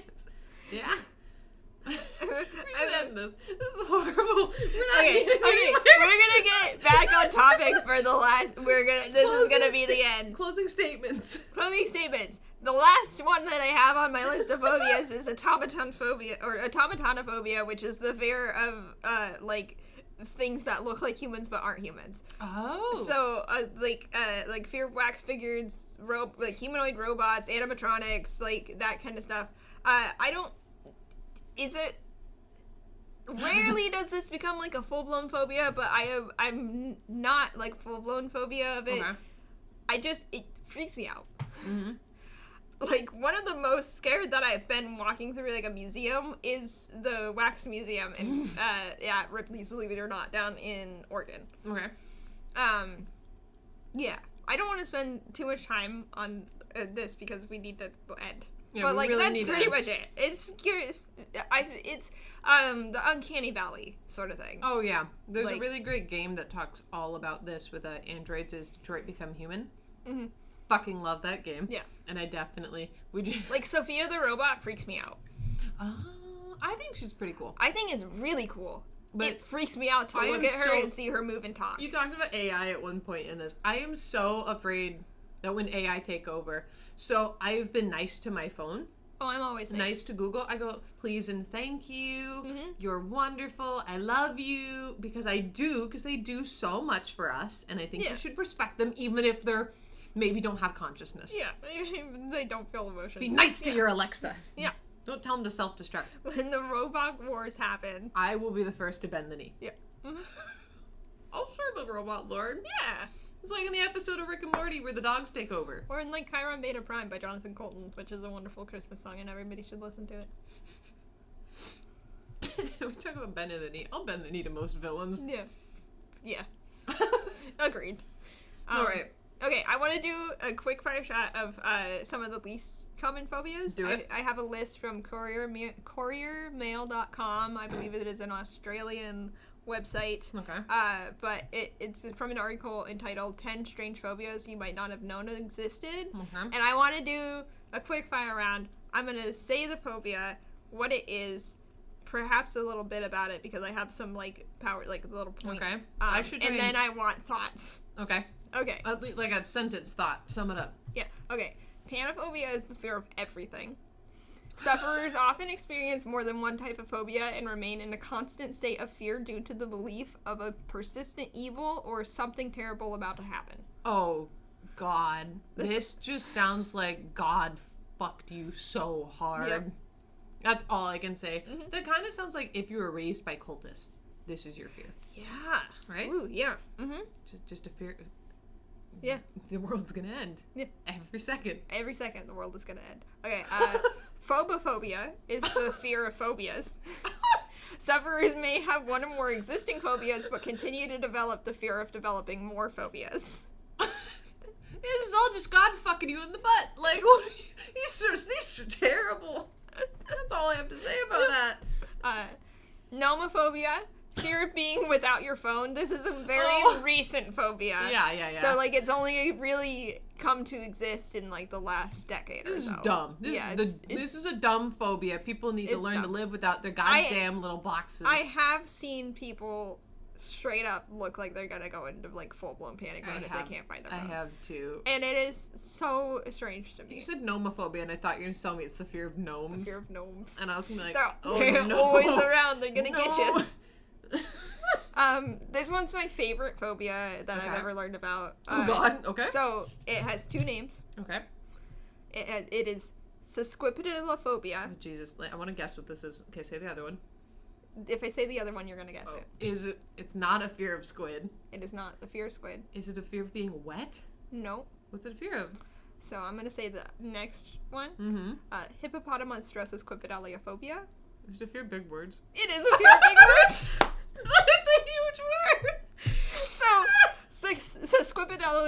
sesquipedalophobia has 18 letters in it. Hippopotamonstrosoquipedaliophobia has 36 letters in it. For those who don't know, that is more letters than the English alphabet.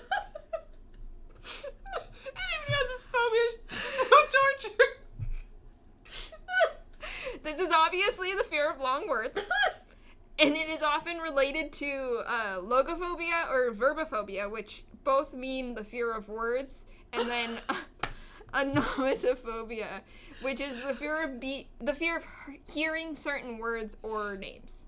I can get that one because I could not hear the word sex for a long time because I was being sexually pursued. So it made sense to me, the connection. But holy shit, that is absolute torture. Is that not horrible? Who decided this? Who came up with a phobia name? I was like, I'm gonna fuck this person in the I'm gonna come up with 2 names for this phobia. One is 18 letters long, and one is 36 letters long. They just doubled it. 18 is 36 divisible by 2 is 18. What a piece of shit. Right? They just genuinely went, They were just, Satan possessed them and went, motherfuckers. They were like, fuck these people. You think they speak like cavemen? People who have this fear? Me, bad, feel. Like, they can't speak in really big words. I think my theory for this one is that it comes from people who, like, struggle with, like dyslexic people who struggle with reading, or people who, like, didn't have very good education, and so, like, they struggle with that kind of thing. And so whenever they hear really, like, bigger words, they're like, it's almost like a fear of looking or sounding stupid. Oh, yeah, that makes sense. Like, can you imagine them, like, they went to go see Mary Poppins, and in the they're just screaming. They scream, ah!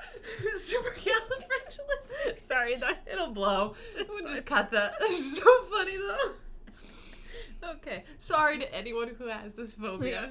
I'm so sorry. The next one is, I think I'm gonna guess deipnophobia, just from how it's spelled, which is fear of dining or conversing while eating. So not fear of conversations, but fear that or fear of eating with somebody. Fear of talking to somebody while you're eating. We're doing that right now. I know. Having a snack. I know. I'm pretty sure you can hear us while we're munching Sorry on potatoes. if anyone can hear it. Listen, I didn't eat dinner before I came. I didn't either. I cooked my dinner. I didn't eat dinner before I came to my own house, is what you just said. Oh. I didn't eat. I was planting trees. I was being a friggin' me. Move on. Anyway, that one's just considered to be. It's kind of lumped in with social anxiety and stuff. That makes sense, but also that's weird. The next one is genophobia, which is fear of knees. Either your knees or somebody else's knees, usually uncovered knees. What? A lot of people who have this fear kneeling, like having their knees on the ground. I don't know. The only thing I can say about this is I'm getting flashbacks to when I was in Seussical and I played a Who and I had to be on my knees, so we bought knee pads. That's all I'm thinking about right now is those knee pads. That's a... Huh. Yep. Next is scriptophobia, which is fear of writing in public. Or having to write in front of somebody. If your writing's really shit and you're ashamed of it, I hated having to go up and write on the board. Yep. I didn't have a fear of it. I just hated it. Because when people were like, I can't read that, you're like... Which I believe when I looked into this one, it said it usually stems from people who were, ridiculed for their handwriting. So, makes sense. I was ridiculed for it, so I started trying... I worked hard to improve it. I want you to guess what this one is. Okay. It's pognophobia. Pognophobia? Fear of success? No. Pogna. Is it P-O-G-N-A? P-O-G-N-O. Trying to think back to my Latin and Greek roots right now, and I can't. I don't remember what POG stands for. Is it just a fear of jumping? It's a fear of facial hair. But I was reading up on it, and it didn't seem like it was facial hair on yourself. It was facial hair on other people. I don't like facial hair. It's like when people see facial hair on somebody, it scares them. I don't know if it's because you can't see all of their actual physical features makes sense. Or whatever, but that's sort of what I gauged those kids from it. don't like Santa Claus. Santa or Claus is Gandalf. horrifying. Or Dumbledore. Any wizard. They cannot watch Lord of the Rings. They can't watch Lord of the Rings. There's too many beards. Many beards. They can't watch The Hobbit. There's too many dwarves with too many beards. I prefer beards. So. I thought I heard a cat, actually. I don't. Okay. So, obviously, I've said this before. I like to get my pants a kiss goodnight. When my dad has stubble, it's the fucking worst. Oh, it's so uncomfortable. It's awful. It's so uncomfortable. I hate it. I'm like, go shave. And then he shaves. Because it's not comfy. And for the miladies, I don't give a shit. Mm-hmm. You do whatever you want to do in your life. You can have a mustache. Don't have a Hitler stash. Peach fuzz is peach fuzz. Peach fuzz is peach fuzz. But, like, stubble sucks. Mm-hmm. Full, nice. You want to hear something funny about boyfriend? Yeah. Okay, so sports people are weird, right? Boyfriend is a baseball player. Mm-hmm. He told me the other day that he can't trim his beard, and he was mad about it because when he trimmed his beard last, they lost 3 games in a row, and then he didn't trim it the next weekend, and they won 3 games in a row. Oh no! And so now he's like, I can't do it. This is already on top. This is on top of a superstition that he had previously that I did know about. Is that during baseball season he's not allowed to cut his hair. Oh no! His hair got long. Which baseball season is long. It's a long time. Yeah, it is. To like grow out facial hair. He's gonna look like a dwarf by the end of it. Especially like the mustache is the worst. I've dated 2 men who have mustaches and beards, and it curls into your mouth. So I was like, what are you gonna do? Is he gonna trim it? Or like, we both sort of joked about him getting like mustache wax and doing like a twirly like circus guy mustache. But yeah, that's sort of the opposite of fear of facial hair, where it's fear of cutting your facial hair. Fear of superstition. Just the occult? Oh, fucking no. I don't know. I have one more fear on here. Okay. I also... Is this one really dumb? Yeah. Oh boy. I also want you to guess what this one is. Okay, I'm ready. It is consecutive-phobia. Consecutive-phobia. Is it like fear of consent? Nope. This one is goofy. Is it fear of things like happening in order? Like they can't handle an event? No. That's chronophobia? Fear of time is chronophobia. Which makes sense. It's the movement of time. Okay. Oh god, that one sucks. Which ties directly into the fear of death. Yes, that makes a lot of sense. Yeah. Is a fear of dumplings. I'm just going stupid. Close. What? Very close. Is it fear of soup? In the same realm though. What? It is the fear of chopsticks. Oh my god! What? I was thinking Chinese food. Yeah. What? Oh no! I hope this person's never born in China. No. It's more. The most common reason is just because you can't use them, like the inability to function using chopsticks. And so, like, people just get this, like, it's more of a social fear of, like, going to a Chinese restaurant and, like, getting handed chopsticks and, like, having to ask for a fork, which is, like, the worst thing. I don't give 2 shits about doing that. I'm like, give me a fork, please. I'm the same way. I'm like, my fingers aren't built for chopsticks. No. I mean, I have gotten better at them, but I still look stupid when I use them. Yeah. Oh. I just got a pepper from the potato. Oh my God. It was only the pepper on my tongue. Ow! Dude, that was the last one that I had on this list. That is so funny. Those are some very interesting fears. I'm so sorry. I can't believe you got dumplings. Like that. I was like, whoa. Hi, we're doing a podcast. We're podcasting right now. Welcome to the podcast. Let's close out. Close out quickly. Holy shit. Is it 6:30? I don't remember. It's, it's 6:40. Fuck. Close it. We had a record I don't ending. remember how we closed because it's been a month and a half. It has been. Let's just take it. This has been the Babbling Brook with Eveline and Eveline. I hope you enjoyed. Any last words, Eveline? If you want, you can find us on Instagram at Eveline Productions, and also we should be on YouTube at Eveline and Eveline Productions at some point. Yeah. I'm Eveline Fletcher on both Instagram and YouTube. I'm Eveline Donning. And we'll see you next time. Okay, bye.